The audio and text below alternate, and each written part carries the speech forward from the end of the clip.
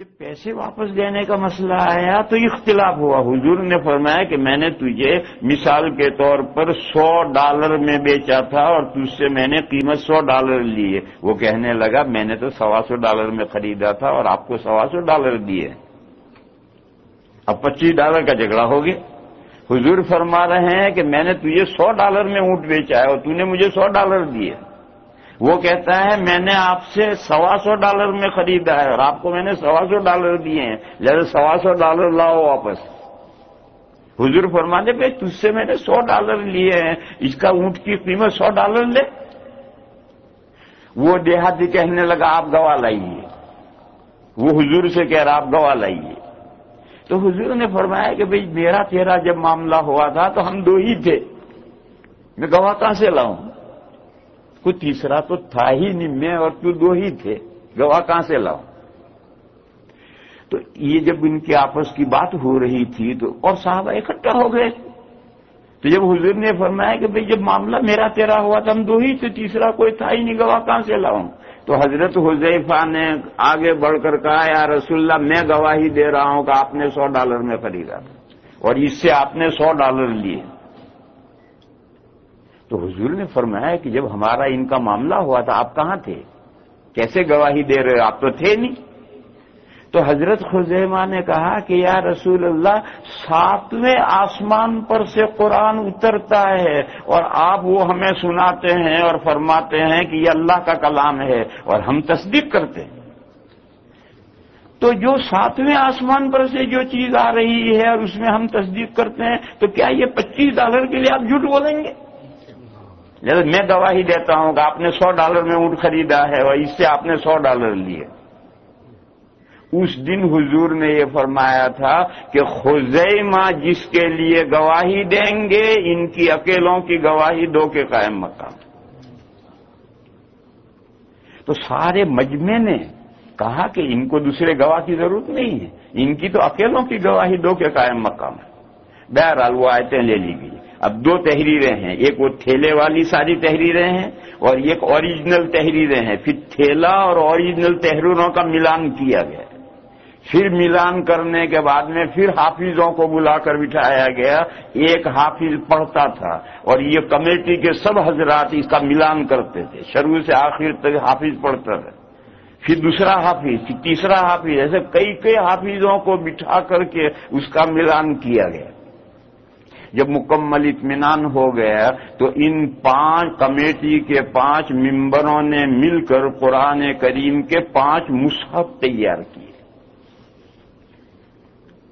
اور جیسا حافظوں کو جس طرح سے یاد تھا اسی طرح سے سب صورتیں ملا کر ایک جگہ لکھی. اور یہ جو آج قرآن کریم ہے ایسا قرآن کریم انہوں نے نسخہ کیا اور 5 کاپیاں تیار کی. ان میں سے ایک کاپی مدینہ شریف میں حضرت عثمان کے پاس رہی اور 4 کاپیاں ملک کے بڑے بڑے شہروں میں جامع مسجد میں رکھوا دی گئی. اور حضرت عثمان نے پورے ملک میں یہ اعلان کر دیا کہ اب جس کو قرآن کی نقلیں لینی ہو, یہ جامع مسجد میں قرآن رکھا اس سے نقلیں لو. اور اس کے علاوہ جس نے جس طرح سے بھی قرآن لکھ رکھا ہے, اندر تفسیریں لکھ رکھی ہے, نزول کے اعتبار سے لکھ رکھا ہے, مختلف لہجوں میں لکھ رکھا ہے, وہ سارے قرآن میرے پاس بھیج دو. چنانچہ پورے ملک سے وہ سارے قرآن حضرت عثمان کے پاس چلے آئے اور حضرت عثمان نے وہ سب جلوا دیے. اور یہ بڑے بڑے شہروں میں جو قرآن رکھے تھے لوگوں نے اس سے نقلیں لینی شروع کی اور آج تک وہی قرآن ہے, اس کی نقلیں ہیں. کیا مطلب ہوا اس کا مطلب یہ. اچھا, پھر وہ تھیلا حضرت حفصہ والا حضرت حفصہ کے پاس واپس کر دیا گیا. پھر اس کا کیا ہوا اللہ جانے کیا ہوا. وہ جو اوریجنل تحریریں تھیں جن کی تھی ان کو واپس کر دی گئی. پھر کیا ہوا اللہ جانے کیا ہوا. تو کچھ عرصے کے بعد ختم ہو جاتی پرانے زمانے کی سادہ تحریریں.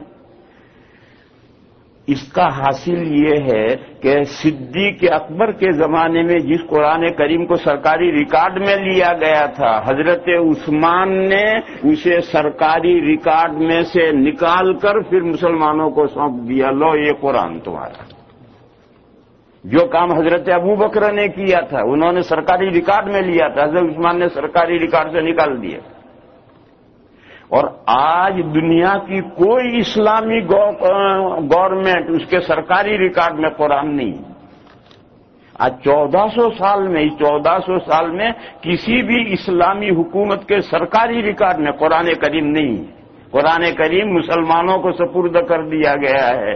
اللہ اس کے حفاظت کرنے والے ہیں اور مسلمانوں کو اس کی حفاظت کرنی ہے. گورنمنٹوں کی ذمہ داری نہیں. اگر کوئی گورنمنٹ قرآن کریم کی خدمت کرتی ہے اس کی سعادت ہے. جیسے کنگ فہد نے ایک بڑا کمپلیکس بنایا ہے اور بے شمار قرآن دنیا میں پھیلا ہے. اللہ ان کو جزائے خیر عطا فرمائے. اور آج بھی وہ خدمت ہے تو ان کے لیے سعادت ہے. باقی سعودی گورنمنٹ کے ریکارڈ میں قرآن کریم نہیں. اور کسی بھی حکومت کی ذمہ داری میں رسپانسبلٹی میں قرآن کی حفاظت نہیں ہے. قرآن کریم حضرت حضور نے تو پہلے ہی دن سے مسلمانوں کو سونپ دیا تھا. اپنے گھر میں قرآن کریم رکھا ہی نہیں تھا. درمیان میں تھوڑے وقت کے لیے وہ سرکاری ریکارڈ میں آیا. پھر حضرت عثمان نے اسے نکال کر کے مسلمانوں کو سونپ دیا. یہ جمع قرآن کی داستان ہے. حضرت ابو بکر صدیق رضی اللہ تعالی عنہ نے جو قرآن جمع کیا یعنی سرکاری ریکارڈ میں لیے، اور حضرت عثمان نے جو قرآن جمع کیا یعنی تمام مسلمانوں کو اس قرآن پر جمع کر دیا. انہوں نے کوئی جمع نہیں کیا. وہ تو سرکاری ریکارڈ میں تھیلے میں بھرا ہوا ہے، اوریجنل تحریریں ہیں. انہوں نے کچھ نہیں کیا. انہوں نے سب مسلمانوں کو اس قرآن پر متفق کر دیا. اور آج قرآن کے بارے میں امت میں کوئی اختلاف نہیں ہے. ایک زبر زیر میں بھی اختلاف نہیں. تھوڑا سا اختلاف ہے، اگر اسے کوئی اختلاف کہے. الجزائر والے یہ کہتے ہیں کہ قرآن کریم کے ورقوں کو آپس میں سینا جائز نہیں. تم نے کبھی حرم شریف میں دیکھا ہوگا الجزائر کے لوگ آئیں گے اپنے یہاں کا قرآن لے کر، تو 2 گتے ہوں گے، اس میں ہر ورق الگ ہے. یوں ہاتھ میں لے کر پڑھیں گے، یوں پڑھ کر ادھر رکھ دیں گے. پھر دوسرا ورق اٹھا کر یوں پڑھیں گے ادھر رکھ دیں گے. اور حضرت عثمان کے زمانے میں جس رائٹنگ میں لکھا تھا وہ کہتے ہیں اسی رائٹنگ میں لکھنا آج تک ضروری ہے. ان کا قرآن اسی رائٹنگ میں چھپتا ہے. اور ان ورقوں کو آپس میں سیتے نہیں. تو یہ الجزائر میں یہ طریقہ چلا آ رہا ہے. وہ ہر ورق الگ، کیونکہ حضرت عثمان کے زمانے میں ہر ورق الگ تھا، آپس میں ورق سیے نہیں گئے. اور کوفی خط میں لکھا گیا تھا. اس خط کو ہم تو آج پڑھ بھی نہیں سکتے. اگر اس کو کوئی اختلاف کہے، حقیقت میں یہ کوئی اختلاف نہیں. لیکن اگر کوئی اختلاف کہے تو اتنی تو بات ہے، باقی کوئی اختلاف نہیں. زبر زیر میں کوئی فرق نہیں. اور وہ جو 7 لہجے تھے وہ سارے لہجے اسی رسم الخط کے اندر سمو لیے گئے ہیں. الگ اس سے الگ کسی دوسرے رسم الخط میں قرآن کریم دنیا میں کہیں لکھا ہوا نہیں. یہ ساری میں نے تفصیل کیوں کی ہے؟ اب لوٹ کر اس آیت کریمہ پر آؤ جس میں اللہ تعالیٰ نے ذمہ داری لی. اللہ نے فرمایا اِنَّا نَحْنُ نَزَّلْنَا الذِّكْرَ، بے شک ہمیں نے یہ قرآن کریم اتارا ہے. وَإِنَّا لَهُ لَحَافِظُونَ، اور بے شک ہم البتہ اس قرآن کریم کی حفاظت کرنے والے ہیں. حفاظت کرنے والے ہیں، اس کے لیے قرآن نے جو لفظ استعمال کیا ہے وہ حافظون ہے، جو حافظ کی جمع ہے. اور اس لفظ میں اشارہ ہے کہ اللہ تعالی اس عالم اسباب میں قرآن کی حفاظت فرمائیں گے حافظوں کی مدد سے. خود اس لفظ حافظون میں اشارہ ہے. ایک حافظ سے قرآن کی حفاظت نہیں ہو سکتی ہے، لاکھوں حافظ دنیا میں، لاکھوں حافظ ہیں. اور کسی حافظ کے ماتھے پر نہیں لکھا ہوا کہ یہ حافظ ہے. آج دنیا کی اگر ساری دنیا اکٹھا ہو جائے قرآن کریم کا ایک زبر زیر بدلنے پر نہیں بدل سکتی ہے. کیوں؟ یہ جو لکھا ہوا چھپا ہوا ہے اس پر تو اعتماد ہے ہی نہیں. اعتماد تو حافظوں پر ہے. اور حافظ کون ہے؟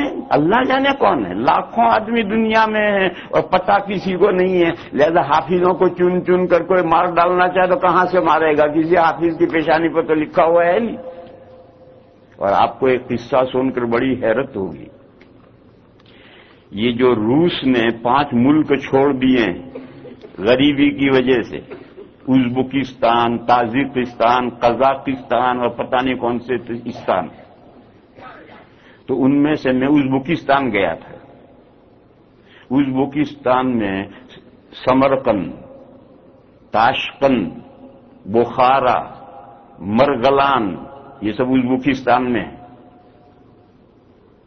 یہ تاشقند وہ ہے جہاں اصول شاشی لکھی گئی، یہ سمرقند وہ ہے جہاں ہزاروں کتابیں لکھی گئی، یہ بخارا وہ ہے جہاں بخاری شریف لکھی گئی، یہ مرغلان وہ ہے جہاں ہدایہ لکھی گئی، یہ وہ ملک ہے۔ یہ 80 سال تک کمیونزم کے انڈر میں رہا ہے، اور اس صورتحال سے رہا ہے کہ پورے ان 5 ملکوں میں کوئی قرآن کا نسخہ موجود نہیں تھا، کوئی چیز نہیں تھی، نہ کوئی قرآن پڑھ سکتا تھا، نہیں لکھ سکتا تھا، نہ اللہ بول سکتا تھا۔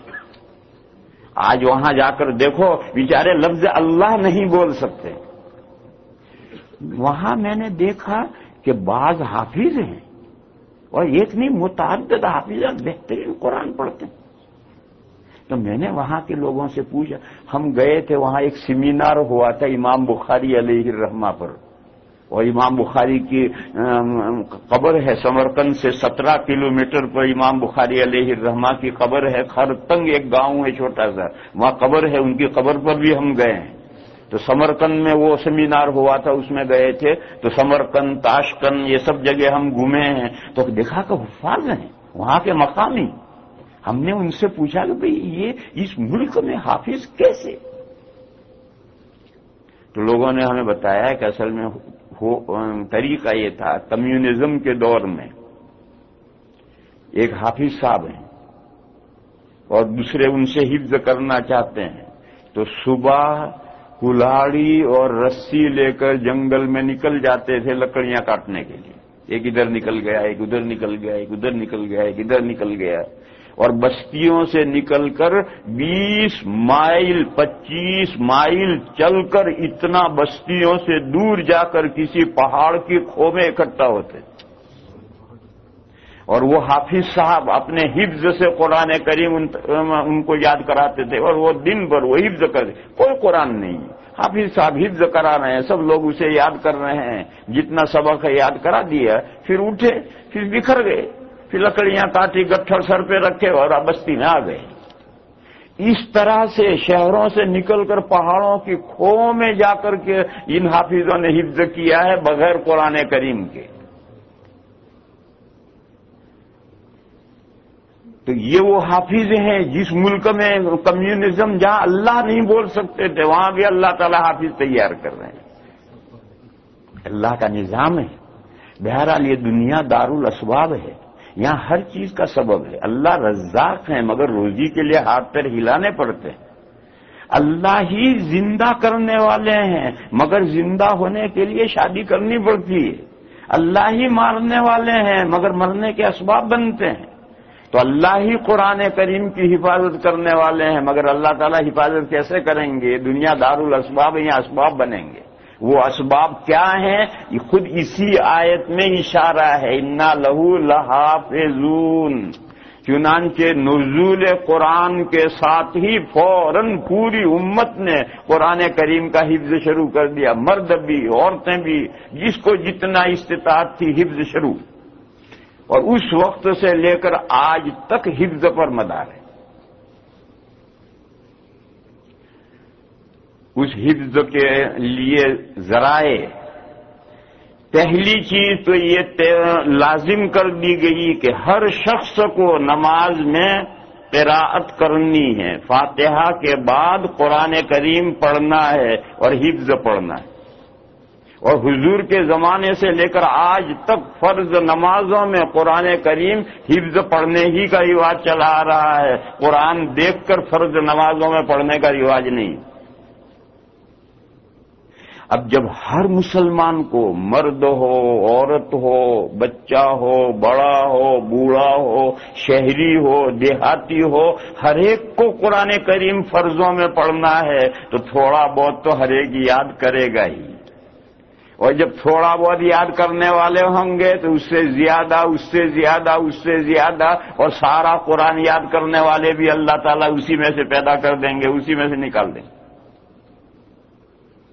پھر دوسرا یہ لازم کیا کہ ہر رمضان میں پورا قرآن کریم پڑھنا ہے اور سننا ہے، سنت موقدہ ہے، ایک مرتبہ قرآن کریم پڑھو اور سنو، اور حفظ پڑھو اور حفظ سنو۔ تو جو حفظ پڑھے گا تو کتنی ہی مسجدیں دنیا میں کتنی ہیں، بے شمار مسجدیں ہیں، ان کو ریکارڈ کر رکھنا بھی مشکل ہے کہ دنیا میں، پوری دنیا میں مسجدیں کتنی ہیں، مصلے کتنے ہیں، جماعت خانے کتنے ہیں۔ ہر مسجد میں ایک امام ہے جو رمضان میں پورا قرآن سنانا اس کے لیے ضروری ہے، حفظ سنانا ہے، لہذا امت میں لاکھوں حافظ خود بخود ہی تیار ہو۔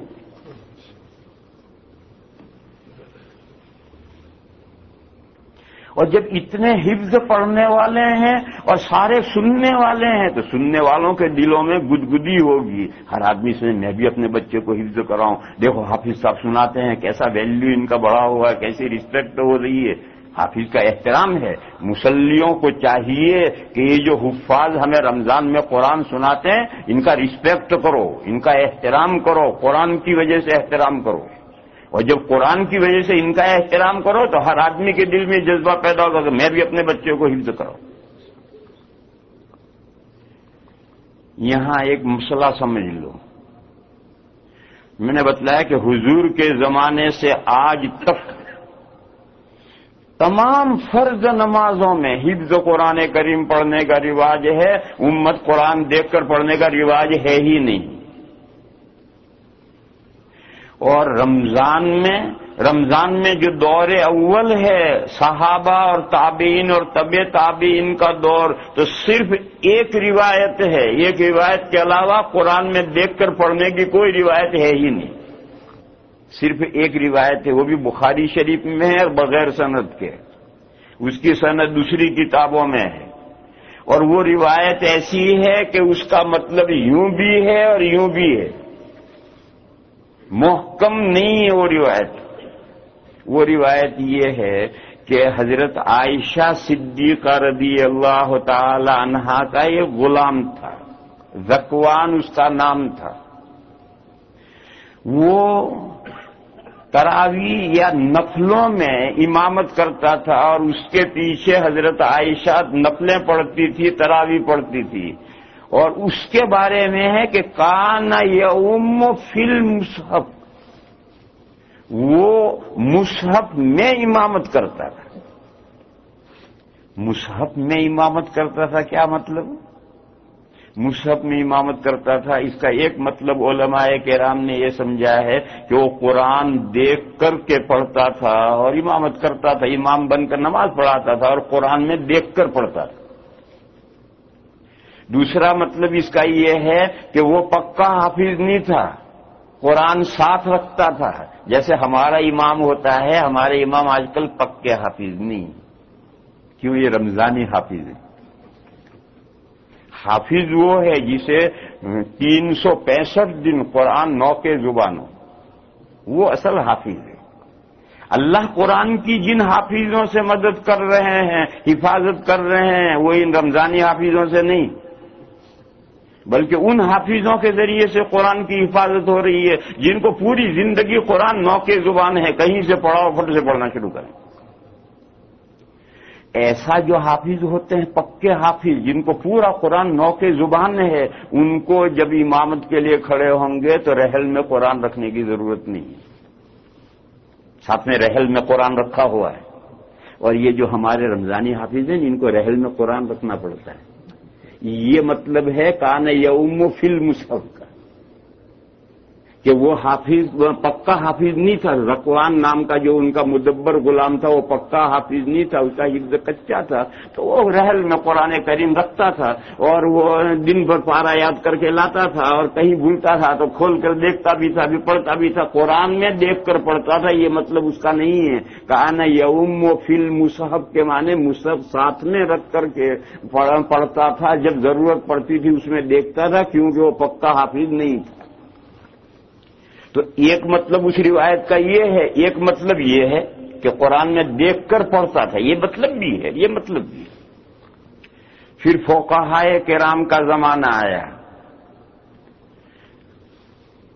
تو دو چھوٹے امام یعنی شاگرد، چھوٹا کا مطلب شاگرد، دو بڑے امام یعنی استاد، امام ابو حنیفہ امام اعظم وہ صاحبین کے استاد ہیں، امام ابو حنیفہ امام ابو یوسف کے استاد ہیں، اور امام محمد کے استاد امام شافعی علیہ الرحمہ ہیں، تو امام اعظم ان کے استاد الاستاد ہوئے، اور امام شافعی علیہ الرحمہ کے شاگرد امام احمد ہیں، تو امام احمد کے استاد کے استاد کے استاد، اور امام مالک علیہ الرحمہ کے شاگرد امام شافعی علیہ الرحمہ ہیں، تو امام شافعی کے استاد، اور امام شافعی کے شاگرد امام احمد ہیں، تو امام احمد کے استاد کے استاد، تو یہ دو استاد ہیں، دو بڑے امام جو کہتے ہیں، بڑا چھوٹا آخرت کے مرتبوں کے اعتبار سے، علم و فہم کے اعتبار سے اسے چھوڑو، دو بڑے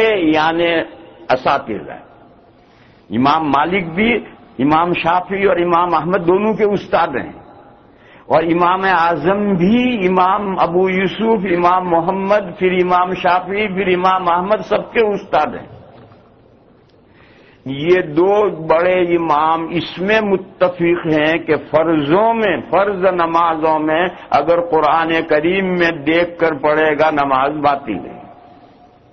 امام مالک بھی یہ کہتے ہیں، امام ابو حنیفہ بھی یہ کہتے ہیں کہ اگر فرض نماز میں قرآن کریم میں دیکھ کر پڑھے گا تو نماز باطل ہے، اور پیچھے سے قرآن کریم میں دیکھ کر کوئی لقمہ دے گا تو نماز باطل ہے۔ اور نفلوں میں امام اعظم وہی بات کہتے ہیں کہ جو فرضوں کا حکم ہے وہی نفلوں کا حکم ہے، نفل میں بھی اگر قرآن میں دیکھ کر پڑھے گا یا قرآن میں دیکھ کر لقمہ دے گا تو نماز باطل ہے۔ لیکن امام مالک علیہ الرحمہ کی ایک روایت یہ ہے کہ نفلوں میں اگر قرآن کریم دیکھ کر پڑھے گا تو نماز ہو جائے گی، اور جب دیکھ کر پڑھنے سے نماز ہو جائے گی تو پیچھے سے اگر کوئی قرآن میں دیکھ کر لقمہ دے تو ابھی ہو جائے گا نفلوں میں، اور وہ بھی امام مالک کی ایک روایت۔ اور دو چھوٹے امام یعنی شاگرد، چھوٹے کا مطلب شاگرد، کہیں اس کو غلط فہمی نہ ہو، حضرت امام شافعی علیہ الرحمہ اور حضرت امام احمد علیہ الرحمہ، ان میں امام شافعی علیہ الرحمہ تو یہ فرماتے ہیں کہ ہر نماز میں قرآن میں دیکھ کر کے پڑھ سکتے ہیں، فرض نماز میں بھی قرآن میں دیکھ کر پڑھو گے تو نماز ہو جائے گی، نفلوں میں بھی قرآن میں دیکھ کر پڑھو گے نماز ہو جائے گی۔ اور امام احمد علیہ الرحمہ کے یہاں فرضوں کے بارے میں روایتیں مختلف ہیں، نفلوں میں وہ کہتے ہیں نماز ہو جائے گی، فرضوں کے بارے میں ان سے پوچھا گیا تو انہوں نے کہا کہ کوئی روایت ہمیں نہیں پہنچی، ذکوان کی جو روایت ہے وہ نفلوں کے بارے میں ہے، لہذا امام احمد نے کہا کہ نفل نماز میں اگر امام دیکھ کر پڑھے تو نماز ہو جائے گی، لیکن فرض کے بارے میں امام احمد سے پوچھا گیا تو انہوں نے کہا مجھے کوئی روایت فرضوں کے بارے میں نہیں پہنچی، وہ فرضوں کے بارے میں تو کوئی روایت ہے ہی نہیں۔ یہ تو میں نے مسائل بتائے، ائمہ کی رائیں بتائی۔ اب سنو، دنیا میں گھوم کر دیکھ لو، 90% حافظ حنفیوں میں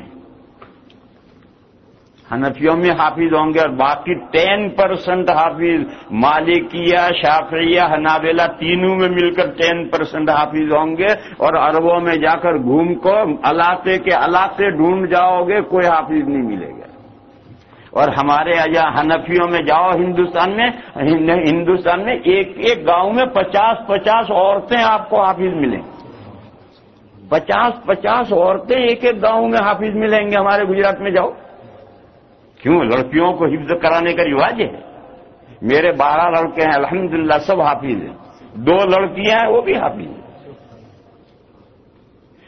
بہویں آنی شروع ہوئی، 7 بہویں میرے یہاں آئی، ان میں سے 4 حفظ کر چکی، میرے یہاں آ کر انہوں نے حفظ کر لیا، اور دوسری کر رہی۔ تو احناف کے یہاں اس کا رواج ہے۔ اور دوسرے شوافے میں ہمارے یہاں کیرالا کے شوافے دارالعلوم میں پڑھنے کے لیے آتے ہیں، جو شوافے کے طالب علم کوئی حافظ ہے ہی نہیں، جس کو پوچھو حافظ نہیں، جس سے پوچھو حافظ نہیں۔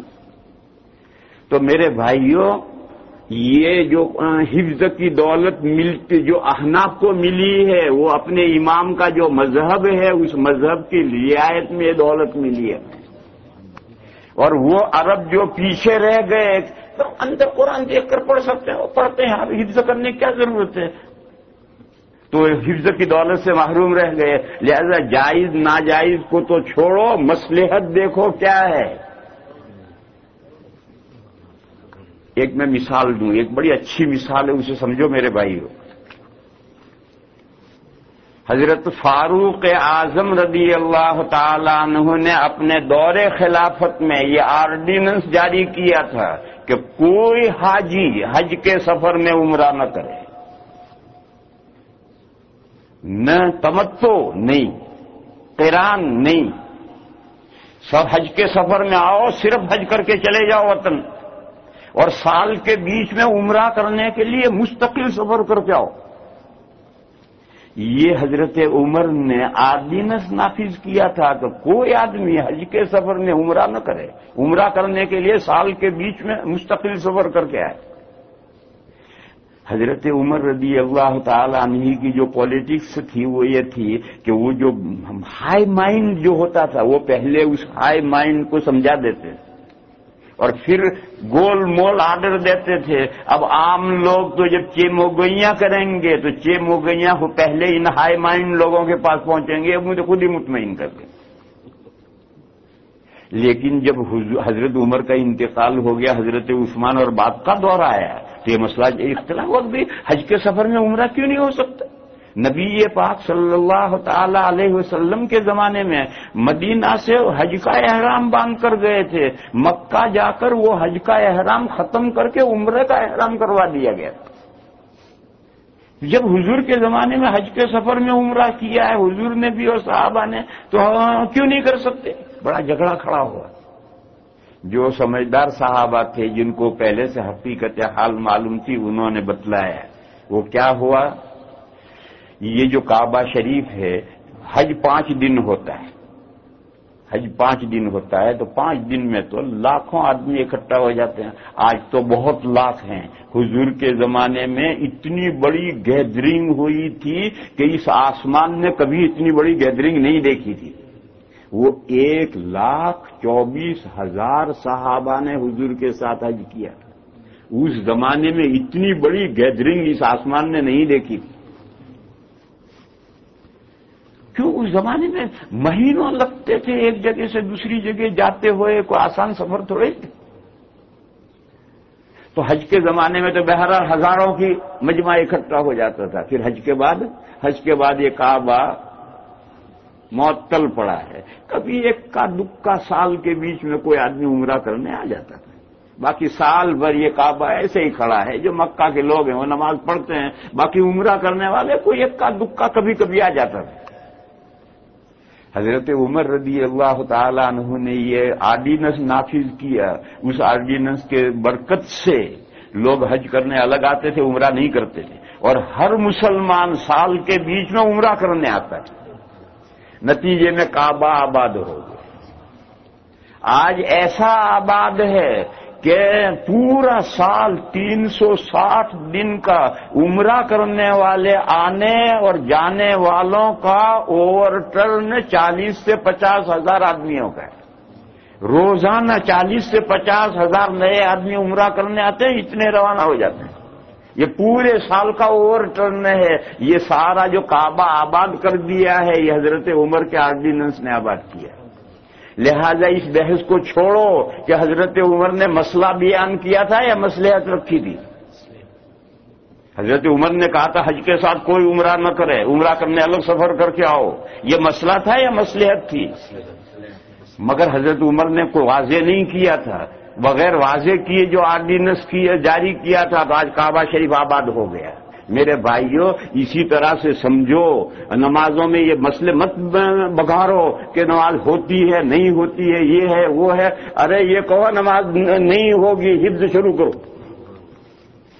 تو دنیا میں اتنے حافظ تھے، اگر یہ صرف احناف میں 90% ہے، اگر یہ شوافی اور حنابلہ اور مالکیہ اور یہ عرب حرم شریف میں چلے جاؤ، حرم شریف میں 6 سے 7 ہزار بچے پڑھتے ہیں، جتنے حفظ کرنے والے ہوں گے سب اجمیوں کے بچے ہوں گے، کسی عرب کا کوئی بچہ حفظ نہیں کرتا۔ کیوں؟ اندر دیکھ کر پڑھنا جائز ہے، ان کے یہاں جائز ہے، تو حفظ کرنے کی ضرورت کیوں؟ جب روٹی ملے یوں تو کھیتی کرے کیوں؟ لہذا میرے بھائیو مسئلے مت رکھو، امام اعظم کا جو مسلک ہے اسی پر فتویٰ ہے اور اس میں خیر ہی خیر ہے، اسی پر عمل رہو، حافظوں کو بچاؤ۔ اللہ تعالیٰ نے جن کو ہیرے جیسے بچے دیے ہیں، ہونہار بچے ہیں، ان بچوں کو، اپنے بچوں کو حفظ کراؤ۔ اگر آپ کے خاندان میں اگر کوئی ایک بچہ بھی حفظ کر لے گا تو کتنوں کی بخشش کا سامان ہو جائے گا۔ اور اللہ تعالیٰ کے یہ ہاتھ پیر ہیں، یہ حافظ جو ہیں یہ اللہ کے ہاتھ پیر ہیں۔ اللہ تعالیٰ اس دنیا کے اندر قرآن کریم کی حفاظت انہی حافظوں کے ذریعے سے کر رہے ہیں۔ اور لفظ قرآن میں حافظون جو پلورل ہے، جمع ہے، اس میں اشارہ ہے کہ ان حافظوں کے ذریعے سے اس کی حفاظت ہو رہی ہے۔ بہرحال یہ ایک آیت ہے، میں اصل مضمون تو یہ تھا کہ قرآن کی، دین کی جو بنیادیں ہیں وہ اصل ایک ہے قرآن، اور اس کی پوری حفاظت کرنی۔ اور جب لا الہ الا اللہ محفوظ ہے تو اس میں سے جتنے عقیدے نکلتے ہیں وہ سب محفوظ رہیں گے۔ لہذا جب قرآن کریم محفوظ ہے، متن ٹیکسٹ محفوظ ہے، تو اس میں سے جو دیگر اصول پرنسپل سے نکلیں گے وہ خود محفوظ رہیں گے۔ آج مجھے ڈاکٹر کے یہاں جانا ہے اور آپ حضرات کو کل صبح جاب پر جانا ہے۔ پچھلے 2 دنوں میں تو میں نے وقت زیادہ اس لیے لیا تھا کہ چھٹی کے دن تھے، اس لیے میں نے آپ کا زیادہ وقت لیا ہے۔ جس دن صبح جاب ہو پھر میں لوگوں کا زیادہ وقت نہیں لیتا، اور مجھے بھی ڈاکٹر کے یہاں جانا ہے، اس لیے آج اتنے بھی اکتفا کرو۔ آگے یار زندہ، صحبت باقی بات کل انشاءاللہ۔ آخر دعوانا